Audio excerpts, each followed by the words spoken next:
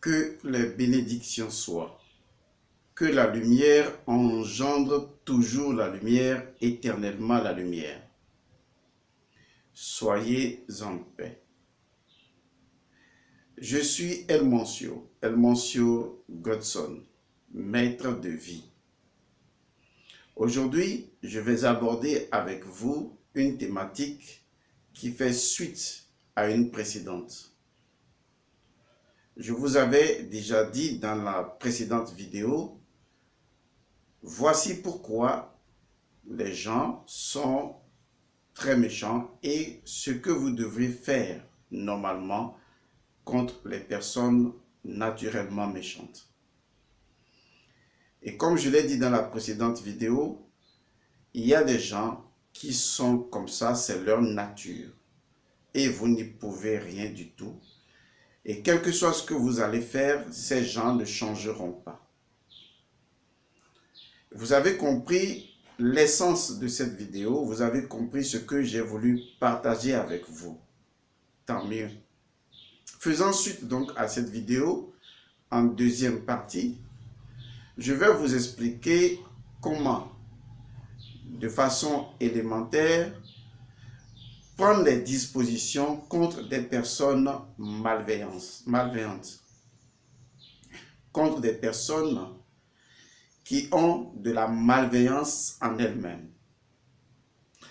Il est important de comprendre ce que je vais dire, parce que la plupart des problèmes des personnes qui m'écoutent, et peut-être que ce n'est pas moi seul que vous écoutez, c'est de ne pas vraiment comprendre ce que je dis, de ne pas vraiment comprendre ce qui est dit. Vous n'avez pas à écouter une vidéo une seule fois. Si vous n'avez pas compris, reconnaissez-le et réécoutez la vidéo.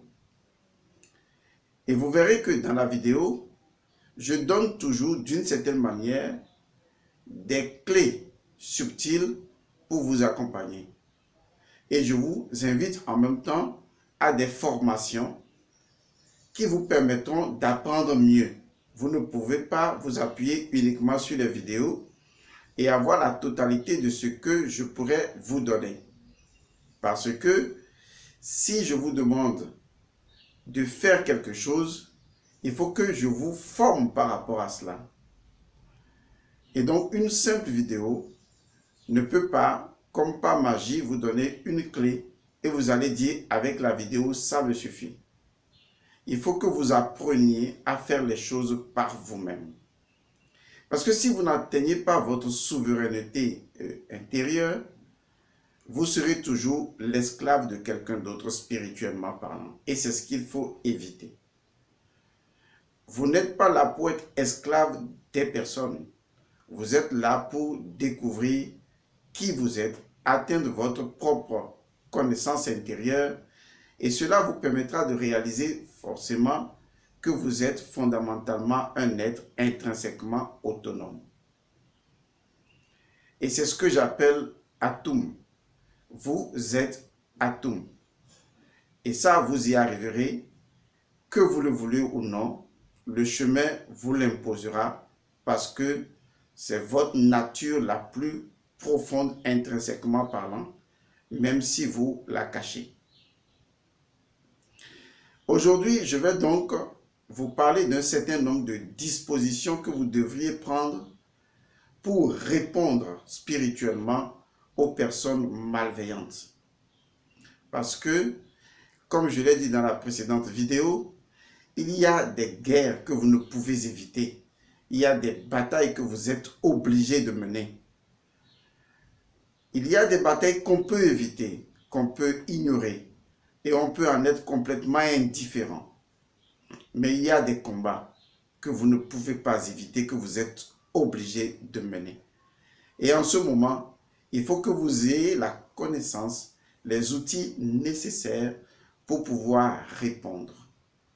Je dis bien répondre aux personnes méchantes, aux personnes malveillantes. Et vous devez apprendre à le faire. Il y a souvent des erreurs que vous faites. Ces erreurs peuvent rendre la situation plus critique.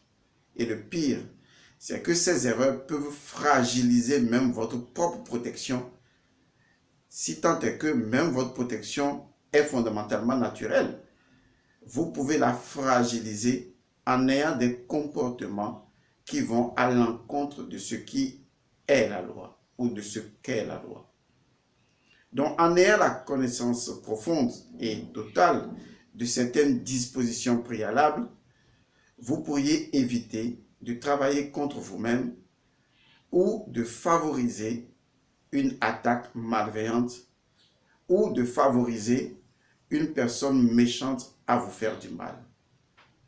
Si vous ne connaissez pas les lois qui fondent la vie, les personnes méchantes vous feront toujours du mal. Je dis bien, si vous ne connaissez pas les lois fondamentales qui fondent la vie, les personnes méchantes vous feront toujours du mal. Et comme je l'ai dit, celui qui ne connaît pas est l'esclave de celui qui connaît, c'est spontané, c'est naturel. Si les gens qui connaissent sont des entités, vous êtes leurs esclaves. Si vous les ignorez ou si vous ignorez. Mais dès que vous entrez dans la connaissance elle-même a cette disponibilité dynamique et spiralée de vous propulser au-dessus par le fait de la nature même de la connaissance que vous intégrez. Car toutes les connaissances ne sont pas bonnes à intégrer. Il y a des connaissances authentiques et originales et de par leur pureté, et vous ressentez cela au fond de votre cœur, ces connaissances vous permettent de vous élever et d'atteindre la transcendance. Et rien qu'en écoutant ces connaissances, vous êtes métamorphosé spirituellement, votre âme se réjouit et votre âme s'arme, évidemment, pour pouvoir faire son ascension spirituelle. Les personnes méchantes existent. Et ça, c'est un fait. Je vous l'ai déjà dit. Des personnes nuisibles existent. Ces personnes sont ainsi faites. C'est également leur rôle dans la vie, peut-être. Mais vous n'avez pas à les juger. Parce que si vous les jugez, vous tombez à leur niveau de conscience et vous vous appropriez leur énergie. Vous ne devez pas les juger. Vous acceptez ces personnes telles qu'elles sont. Je dis bien accepter telles qu'elles sont. Vous admettez que ces personnes sont ce qu'elles ont choisi d'être tout simplement. C'est ce que ça veut dire accepter que ces personnes soient ce qu'elles ont choisi d'être. Et vous verrez que vous ne les jugerez point. Parce que si vous jugez les personnes malveillantes, de malveillance, si vous les jugez et vous estimez que ces personnes n'ont pas le droit d'être ce qu'elles ont choisi d'être, à un moment donné, vous rentrez dans un jugement et vous allez confondre votre énergie avec leur énergie. Et vous allez être fragile. Il faut éviter de juger les gens, surtout les gens méchants. Parce que vous risquez de passer des heures et des heures à parler de ces gens, à focaliser votre attention sur ces gens et indirectement, dans l'invisible, à leur fournir votre énergie. Parce que vous faites exactement ce que ces personnes sont. Et par conséquent, c'est vous qui perdrez de l'énergie et ce sont ces gens qui gagneront de l'énergie. Vous devez arrêter systématiquement, immédiatement, totalement, de vous occuper des personnes méchantes. C'est-à-dire de les juger, d'estimer que ce n'est pas bien ou que c'est de critiquer. Vous devez arrêter cela. Et donc, je vais, dans cette vidéo, vous donner des dispositions que vous allez avoir de façon élémentaire pour protéger, pour conserver plutôt votre protection d'abord naturelle. Sinon, vous faites des choses à l'encontre de la vie et votre protection naturelle se dissipe et les gens peuvent vous faire du mal rapidement. Alors, commençons donc par le commencement. Le commencement, je l'ai appelé le principe inhérent de la vie. S'il y a quelque chose que je peux vraiment vous permettre de réaliser, c'est la connaissance la compréhension des principes fondamentaux de la vie. Qu'est-ce qu'on appelle la connaissance en soi? C'est la mise en exercice de ces principes.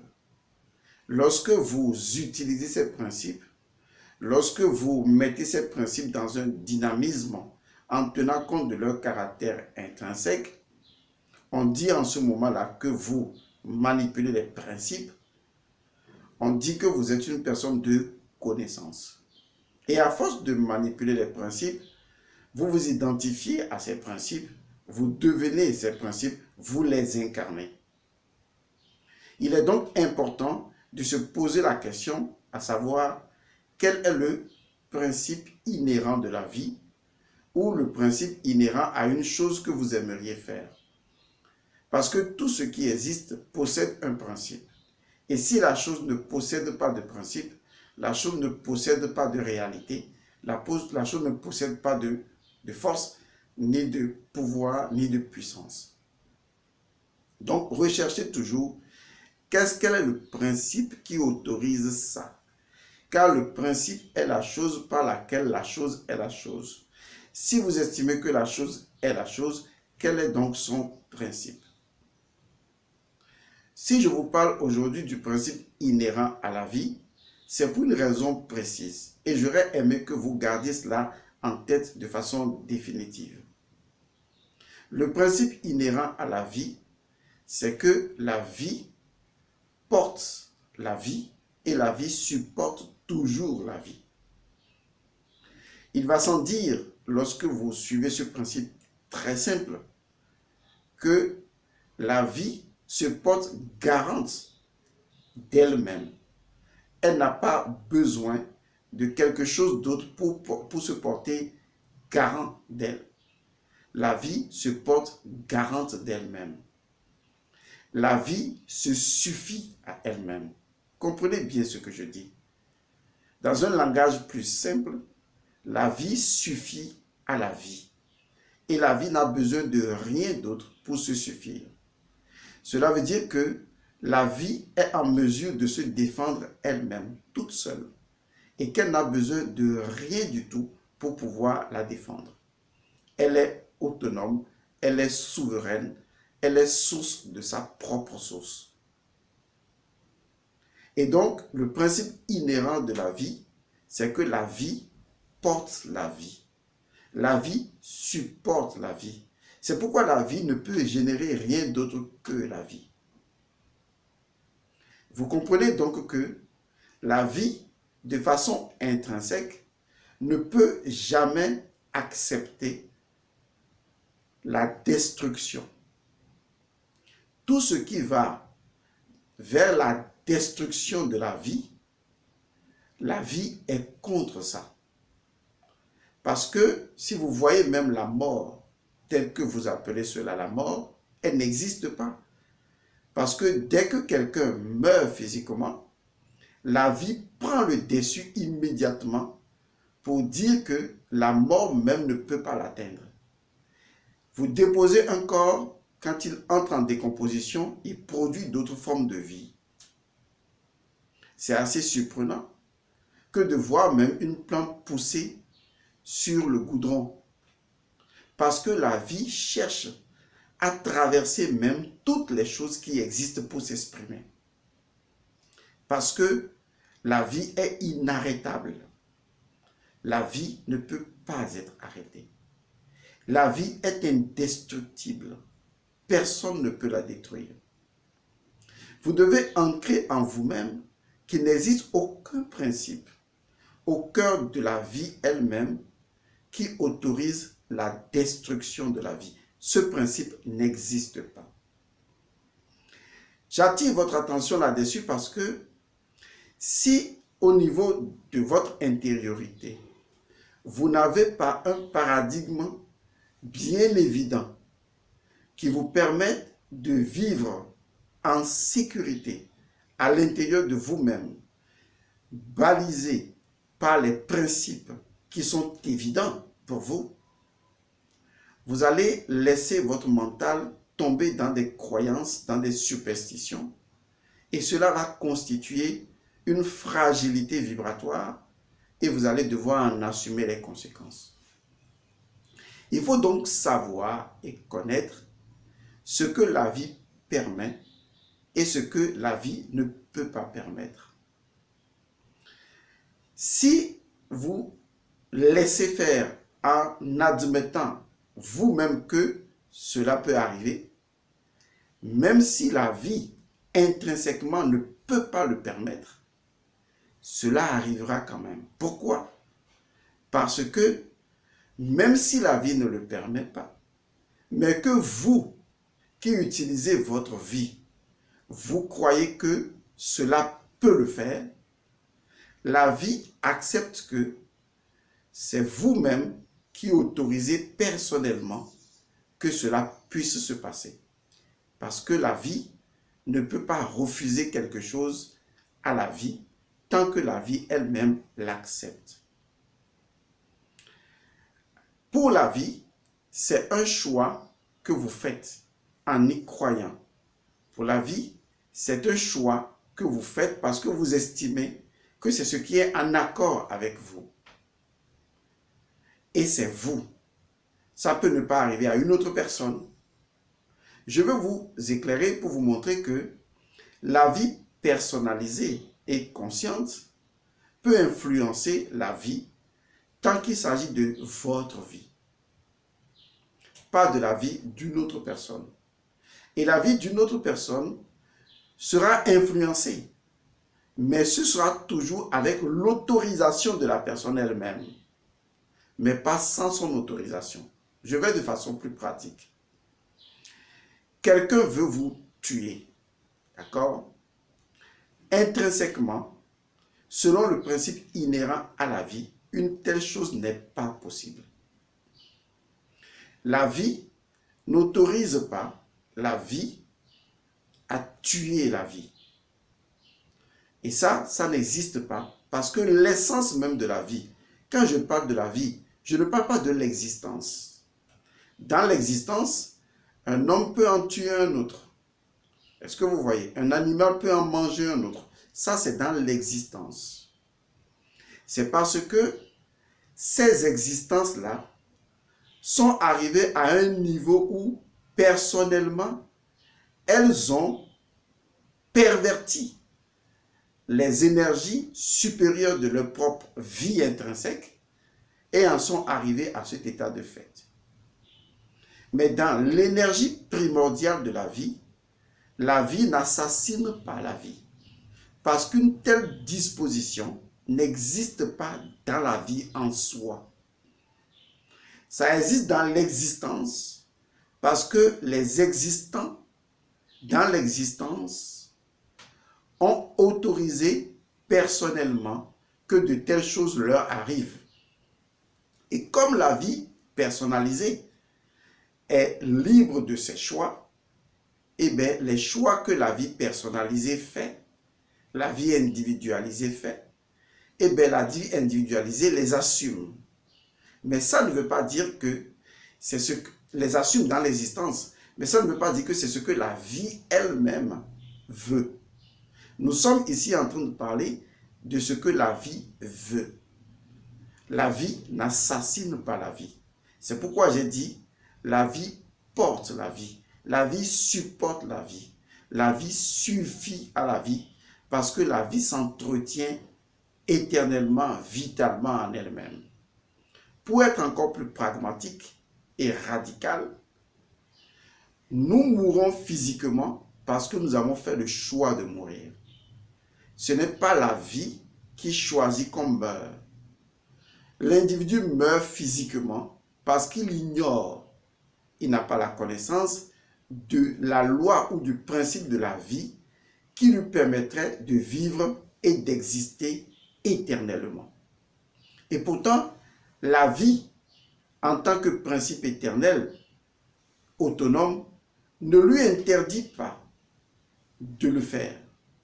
C'est dans sa limitation et dans ses croyances que l'individu en arrive à réduire son existence sur une durée temporelle Et il dira que non, bon, dans la vie, on ne peut pas vivre éternellement physiquement. Ce sont de ces genres de croyances qui font que, justement, votre corps réduit son existence au lieu que le corps s'ouvre à la vie et puise éternellement dans la vie pour se renouveler, car les cellules souches du corps sont immortelles et éternelles. On en parlera après. J'ai déjà fait un cours sur la santé illimitée qui est possible. Et ce cours est toujours ouvert aux personnes qui peuvent assister. Donc, vous devez déjà préparer votre esprit à admettre fondamentalement que la vie n'autorise personne à nuire à une autre vie. Ça n'existe pas. Vous devez vous appuyer sur cette fondamentale de base-là. Vous devez vous appuyer sur cette vérité fondamentale. Et donc, si un jour on vous dit qu'un être malveillant utilise la magie contre vous, le premier réflexe intérieur que vous devez avoir, c'est vous connecter à cette vérité. Il n'y a aucune loi, aucune prédisposition qui soit intrinsèque à la vie et qui donne pouvoir à quelque individu que ce soit de nuire à un autre. Vous devez avoir cela en vous avec une telle puissance de résonance, de telle sorte que si votre esprit envoie l'impossibilité, personne ne peut vous faire du mal. Mais c'est quand votre esprit commence à envoyer la possibilité que votre esprit, en tant que vie personnalisée, va induire, vous voyez, cette fréquence-là qui va permettre à l'autre de pénétrer dans votre énergie. J'ai parlé suffisamment lentement pour que même les esprits au ralenti comprennent ce que je suis en train de dire.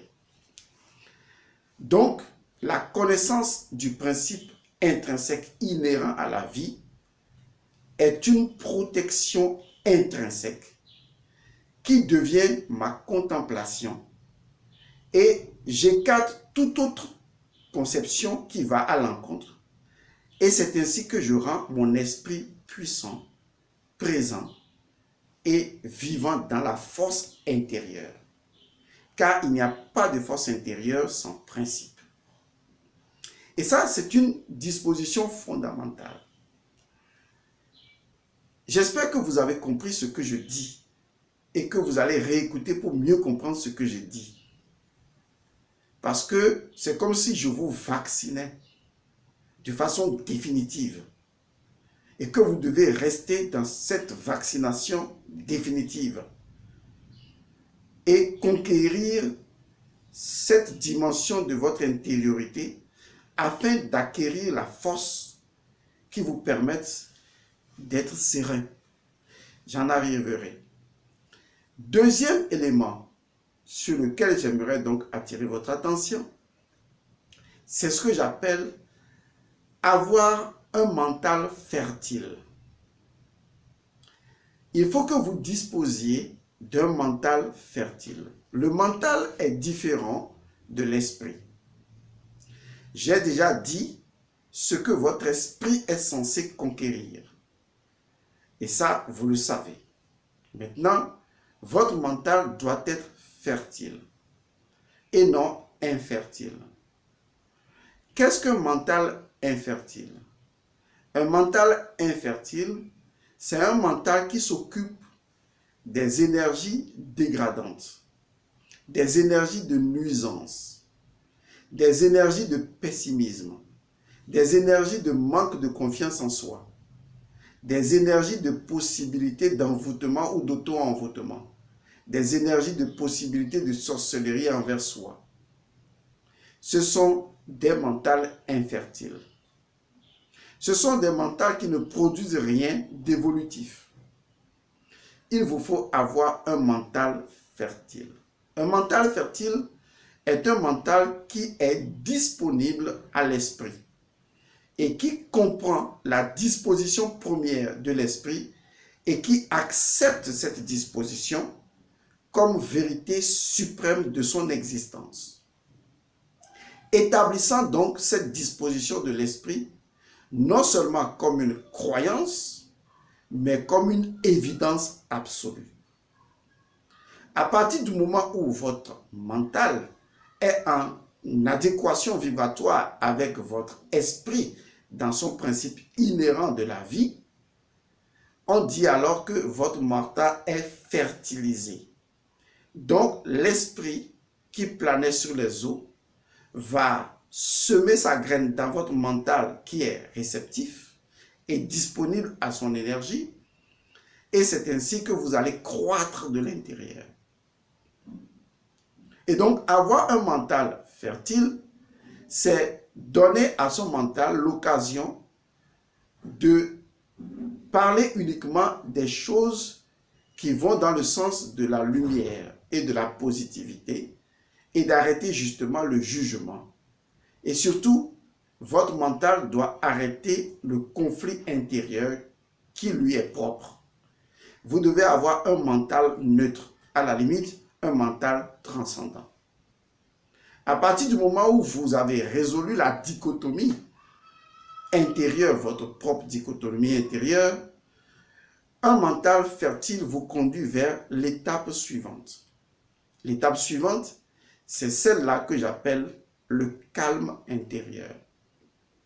Vous n'avez pas idée jusqu'à quel point vous devez apprendre à rester calme, serein, face aux personnes malveillantes.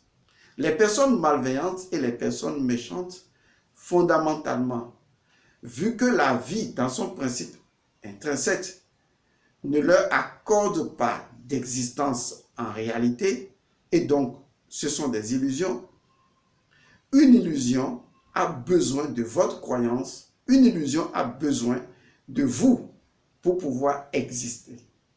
Et donc cette illusion va chercher la petite chose à faire qui va vous fragiliser, vous faire réagir. Une personne méchante cherchera toujours à vous faire réagir parce que cette personne méchante ne possède en elle-même aucun pouvoir, mais va chercher à créer une réaction pour que, en réagissant, vous deveniez vibratoirement identique à elle, afin que, sur le même palier, vous puissiez maintenant intercharger. Donc, cette personne vous descend à son niveau vibratoire. S'il y a un secret que je vais partager avec vous aujourd'hui, c'est d'arrêter de réagir contre les personnes méchantes. Contre les personnes méchantes, les personnes malveillantes, les personnes agressives, les personnes tonitruantes, les personnes coléreuses, les personnes colériques, la seule attitude à adopter, c'est le calme intérieur. Il ne faut même pas bouillonner de l'intérieur. Il faut un sourire intérieur et garder un calme intérieur. S'il vous plaît, quel que soit ce que les gens veulent vous faire comme un mal, qui pourrait vous irriter, cherchez avant tout votre calme intérieur. Ne réagissez jamais envers ces gens. Quand vous réagissez, vous perdez votre pouvoir. Ce que je vous demande de faire depuis le début, ce n'est pas de réagir, c'est d'agir. L'agir s'inscrit dans cette connaissance et dans cette prédisposition. Mais réagir, c'est différent. Cela consiste à estimer que la chose n'est pas juste et que c'est injuste. Et par conséquent, votre émotion veut se revendiquer, je ne sais pas, un certain orgueil ou un certain regard. Pourquoi il va me faire ça? Quand vous mélangez ces émotions, vous n'êtes pas différent de l'autre. Car ce sont ces émotions-là qui ont fait de la personne ce qu'elle est. Et je ne crois pas que vous vouliez ressembler à cette personne. Mais vous faites surtout des choses pour ressembler à cette personne. C'est bizarre.